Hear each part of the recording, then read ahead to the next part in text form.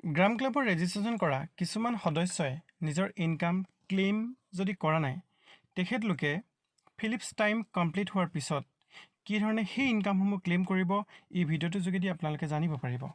তেখেতলোকে কি কৰিব লাগিব, প্ৰথমতে নিজৰ টনকিপাৰ মাধ্যমেৰে গ্ৰাম ক্লাবৰ আইডিটো অ'পেন কৰি ল'ব। অ'পেন কৰাৰ লগে লগে যিকেইটা প্লান আছে ইয়াতে ধৰি লওক প্ৰথম প্লানটো, এই প্লানটোৰ যিটো ইয়াত দেখা পাইছে 6 প্লেচ, আপোনালোকে দেখা পাব অ'পেন প্লেচ বুলি। অ'পেন প্লেচত ক্লিক কৰি দিব। ক্লিক কৰাৰ লগে লগে এই ধৰণে চাৰ্টখন দেখা পাব। চাৰ্টখনৰ একেবাৰে তললৈ গুচি যাব। যোৱাৰ লগে লগে এনেধৰণে শ্ব' কৰিব, দেখা পাইছে ফিলিপ 1 ক্ল'জ, ফিলিপ 2 ক্ল'জ। ইয়াত হয়তো কিছুমানে ক্লেইম কৰিবলৈ বাকী ৰৈছে, তেখেতলোকে এই যিটো টাইমাৰ কমপ্লিট হৈ গৈছে এই টাইমাৰ কমপ্লিট হৈ যোৱা চিম্বলকেইটাত ক্লিক কৰি দিব।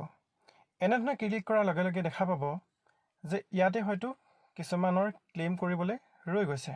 মই অলৰেডি যিহেতু ক্লেইম কৰিছোঁ, এই ক্লেইম অপশ্যনত যদি আপোনালোকৰ ইনকাম ক্লেইম কৰিবলৈ বাকী ৰৈছে ক্লেইম কৰি ল'ব পাৰে। তেনেধৰণে প্ৰতিটো টাইমাৰ কমপ্লিট হোৱাৰ চিম্বলটোত ক্লিক কৰি চাব যে আপোনাৰ ইনকাম ক্লেইম কৰা আছেনে নাই। যদি ক্লেইম কৰা নাই কৰি ল'ব পাৰে। ধন্যবাদ।